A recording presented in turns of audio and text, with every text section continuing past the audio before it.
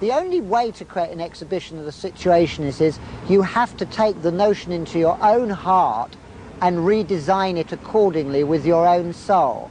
From now on, Du Bois said, the art of the future will be the creation of situations, or nothing.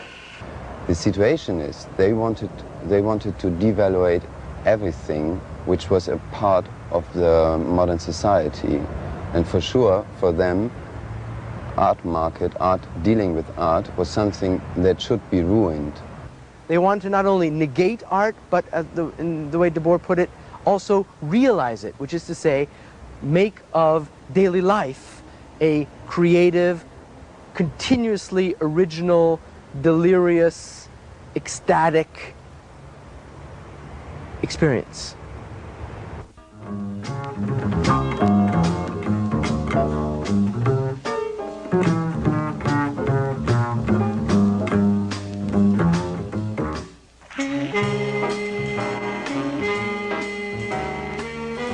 The Situationist International was an artistic and political movement active in Europe from 1957 through 1972. The Situationists were those post-war bohemians we imagine living in continental cafes, who, like the Surrealists before them and Baudelaire's Flaneur, wandered through the Parisian streets and stumbled upon spontaneous, continuous, ever-changing experience. Concerned with the increasing commercialization of the art world, the commodification of goods, and the apathy of modern urban life, the Situationists placed their faith in youthful revolt and agitation. The Situationist International was formed in 1957 at Cosio di Orosia, a small picturesque town in northern Italy, out of the remains of a number of avant-garde groups. The principal members of the Situationist International were artists and writers, the French theorist and filmmaker Guy Debord, who had led the Lettrist International, and the former Cobra artists, Asger Jorn from Denmark and Constant from Holland. The Italian painter Giuseppe Pino Galizio had been part of the movement for an imaginist Bauhaus. Perceiving that alienation in society was a result of the domination of the individual by the mass media and consumerism, the Situationist International did not proclaim itself as a political movement, but was interested in the construction of moments of life and in replacing passivity and doubt with playful affirmation. The word situationist denoted activity that aimed at making situations. What could be transformed into a situation? It could be an epic or a moment of an individual's life. From 1957 through 1972, they published journals and books, held exhibitions, made films, sprawled graffiti on city walls, subverted and created comics, and helped detonate the student revolts of May 1968 in Paris. The members of the Situationist International were aesthetic and political renegades who wanted nothing less than to change the world.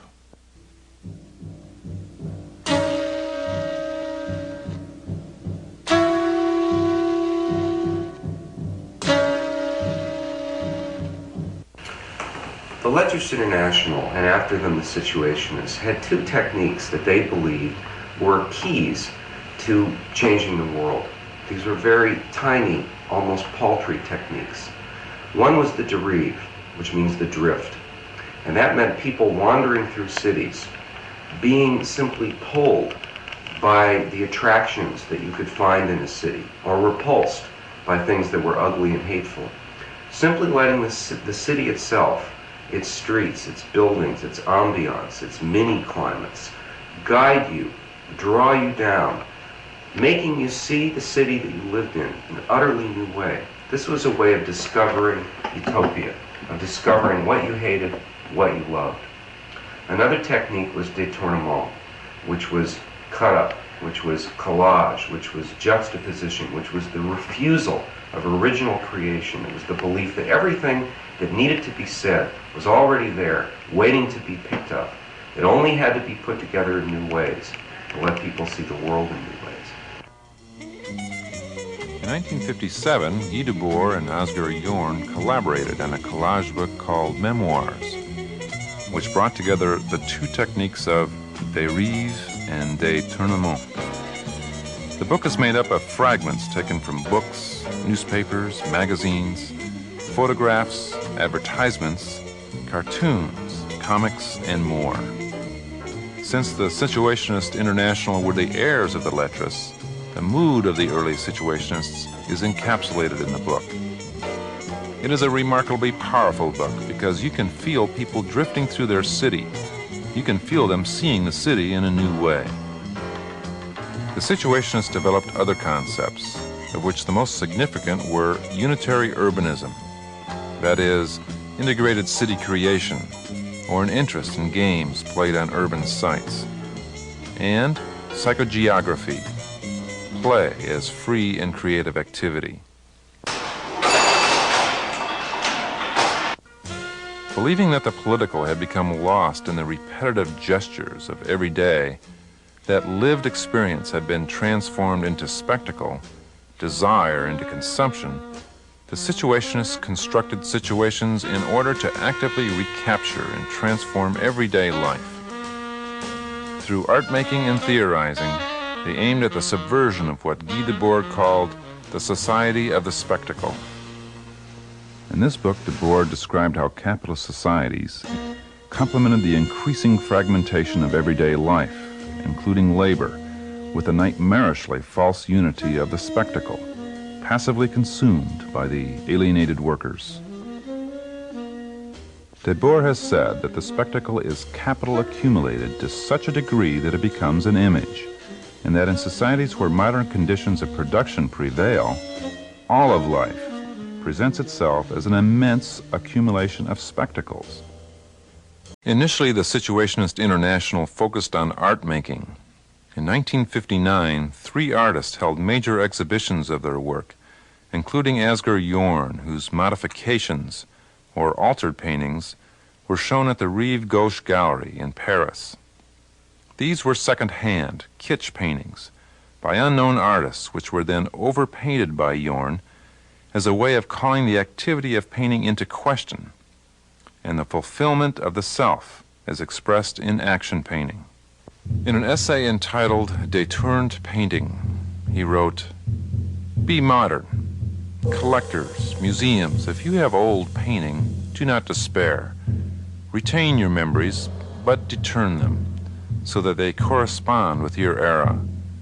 Why reject the old if one can modernize it with a few strokes of the brush? This casts a bit of contemporaneity on your old culture. Be up to date and distinguished at the same time. Painting is over. You might as well finish it off. Deturn. Long live painting." Whereas Jorn's response to the commodification of art resulted in modifications, Pinot-Galizio's response was to create work that could be sold only by the meter. His industrial painting, rolls of canvas up to 145 meters in length, produced mainly by hand but with the aid of painting machines with special resins made by Galizio himself, could be draped along the walls of a gallery or stored in rolls. Theoretically, these industrial paintings could engulf entire cities. Pinot-Galizio's industrial painting was subversive to the gallery system. Later, in the same year, Constant exhibited a number of his utopian models, part of his ongoing New Babylon project, at the Stedelijk Museum in Amsterdam. Inspired by unitary urbanism, in which the city is seen as a point of departure for new activities such as free play, these models were a plan for a new way of life in the automated world. Constant's work attempted to make connections between a creative urban lifestyle and the environment. Virtually all of his art-making activities were models for thought and recreation of the future. Unitary urbanism means that the architecture shouldn't be done without looking to the behavior of the man. And so his idea, Constant's idea, is that if we have a man who is playing, who has a lot of time, everybody thought they would have a lot of time because of the industrial possibilities. If we have a man who is playing, he should have a city where he could live as a playing man. The city should have an image and the structure of something that is not fixed, that can change quickly, that can be where you have all the possibilities, like making light, rain, cold, warm. Everything should be in the means of the man who wants to play. From 1962 on, the second loosely structured phase of the Situationist International begins with a shift from art making to films, books, and the journal as the central focus of the movement. Between July 1958 and September 1969, 12 issues of the journal are published and translated into other languages. Composed of articles which were sometimes signed, but more often written collectively and anonymously, the journal was a critique of capitalist culture and urban life, enlivened with images pirated from the mass media. Besides writing, organizing, and editing the Situationist International Journal, Guy Debord directed 6 films from 1957 to 1978. These films, now removed from distribution by Debord, are mostly unknown to the general public and have rarely been seen outside of France.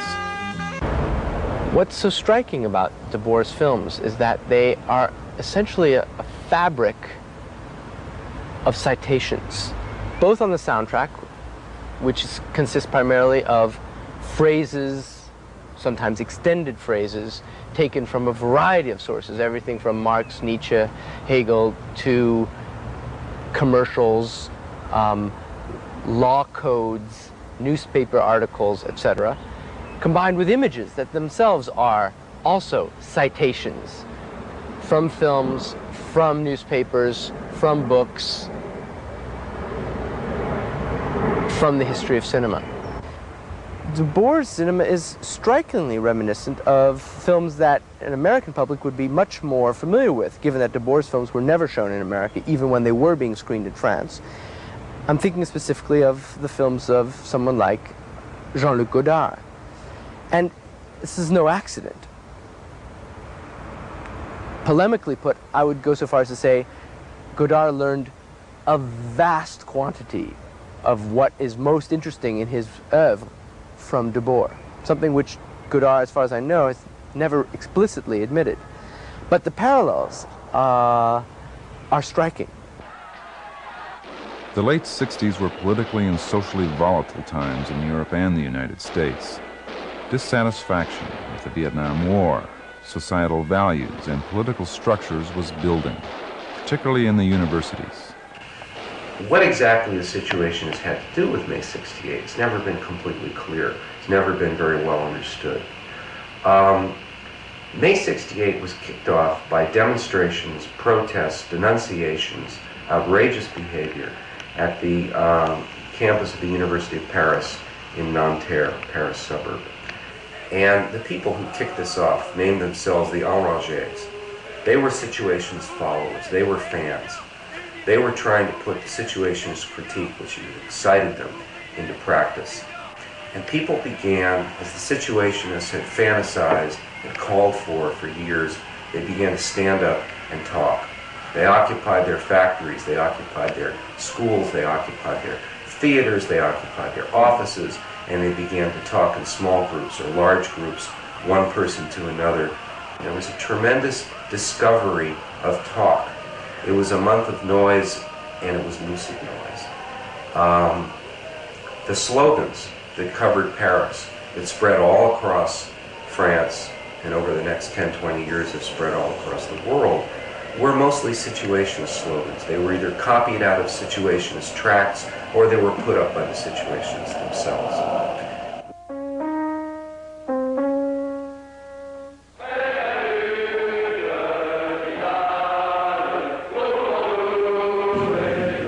the Situationists was that no matter how long some of their essays, no matter how serious many of their tracts were, they always believed that a good critique ought to be able to be boiled down to a single slogan, to a single new caption, new speech balloon stuck on an old comic strip. It ought to be comprehensible immediately to anybody. And that's what happened in May. You can't say the Situationists started May 68. You can't say they governed May 68. I think you can say this. Had there never been a Situationist International, there never would have been a May 68. In 1969, one more issue of the journal was published. In that same year, the last conference was held in Venice. Further splits followed, and in 1972, the organization was dissolved. For the Situationists, 1968 proved a bitter victory. Originally, I heard about the Situationists when I was at art school, looking for a cause. Like every other rebel without one, we basically looked to do something that would make ourselves feel like we could be gigantic posers, show-offs. We felt dreadfully unfashionable as people. And I think that with respect to Guy Debord and the notion that happened in 1968, when those few students in Paris took his ideas, turned them into a reality, made the streets their own, and virtually brought down the government de Gaulle, excited us all over here no end. And we tried in our own way to pay homage by ransacking and sitting in and taking over our own art schools. It didn't last long, and the following autumn of '68, we were all left with thinking how we were going to redesign our lives. And it led us ultimately to care about trying to create a lifestyle which we in turn could turn the tables, we in turn could do things that would shift the intelligence. When it became time in the mid-70s to change pop music, when pop fans like Malcolm McLaren and Jamie Reed were disgusted, bored to death with the deadness of pop life, Situationist notions of change, of outrage, of excess were a lot of what drove them to try and create the Sex Pistols.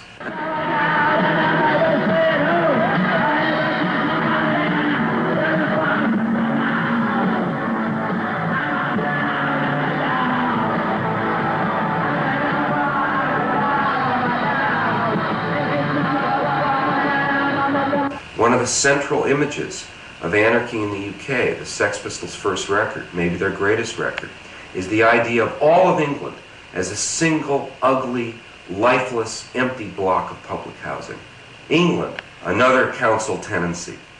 That is the Situationist critique of architecture as the critique of society, boiled down to a couple of lines in a song. English artist Jamie Reed, who created numerous designs for the Sex Pistols, has created a large collage which he is constantly altering that charts the history of the Sex Pistols. This collage vividly incorporates the Situationist theory of détournement. I was faced with the situation of how to present the Sex Pistols in an art gallery situation, and because I had no money, I couldn't frame anything, so I thought what I'd do is just use the actual gallery, the gallery walls, and just put everything that I had pertaining to the Sex Pistols and a few other things onto the wall. I used a lot of letters and incidental things, and it really, if you want to look at it for a long time, it tells the whole story of the Sex Pistols. In the past 2 decades, there has been widespread diffusion of the Situationist ideas about society, art, and the relation between the two. The link between art and the social and political was once considered controversial, but now it is increasingly accepted. Contemporary art directed towards social, cultural, and political change can be seen in activist collaborative groups such as Group Material, who deturn works of art, found objects, and advertising to create exhibitions which address relevant themes such as democracy, education, and cultural representation. American artists such as Cindy Sherman, Richard Prince, and Barbara Kruger deal with issues related to the spectacle, the media, social myths, cultural stereotypes, and strategies of appropriation. Though many artists have absorbed situationist ideas into their art practices without even being aware of situationist texts and artworks, many artists also claim direct situationist influence. These artists vary from Daniel Buren and Mario Mertz to art and language. The Situationist International project was always a project of communication, an attempt to discover the forms of a new kind of free speech and then to use them.